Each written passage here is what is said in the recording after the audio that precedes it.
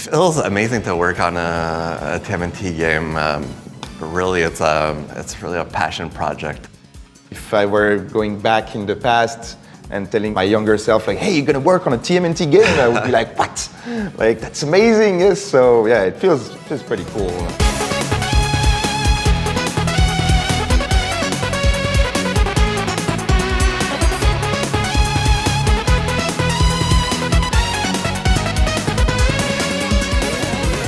We grew up with TMNT.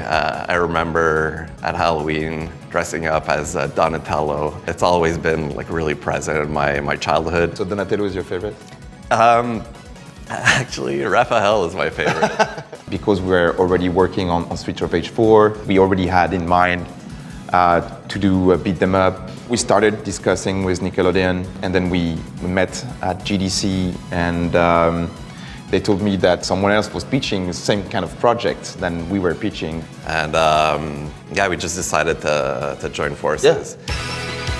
The decision to go for the 87 TMNT is really because that's what we grew up with, and that's where our heart stayed. Right? Yeah. I think also that's what fans really wanted to see as well. There was a lack of seeing some 87 design coming back in some sort of way, and with a retro game it just makes sense. Working on the TMNT license is great, but working on the TMNT license from that era is even greater, because it just like makes so much nostalgia for us and for the people we work with. It just made sense basically.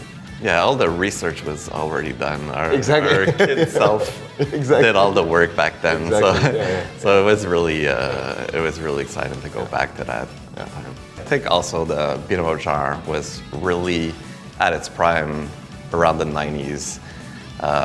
So it just made sense to go back to that design and that era.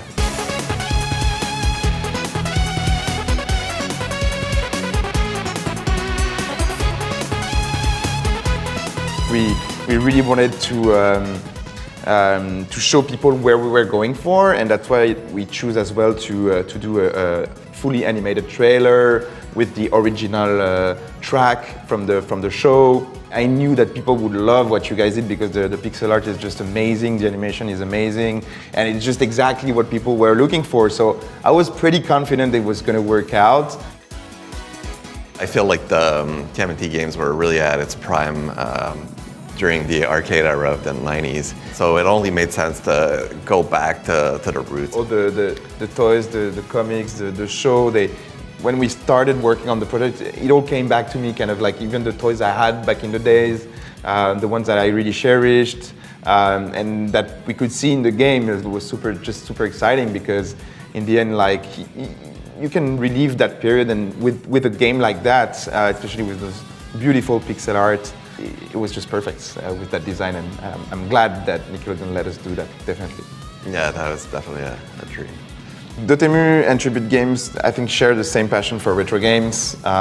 When I looked yesterday a bit at your office, and there is someone in your team working on old consoles already. Like it's just the same. It feels at home almost. Yeah, I think we share a lot of things in common in that regard. Like you guys have done so many remakes and taken some old games and revitalized them. We were still working on Streets of Rage 4 while we started working on, at least on the project of doing a new TMNT beat them up. And I really like the fact that you guys had a different approach. I think there's obviously going to be a comparison with TMNT and Streets of Rage. And yes, they're beat 'em ups, but they have totally different pace and dynamics. So yeah, I think it's really good that you guys have that experience and you shared that with us.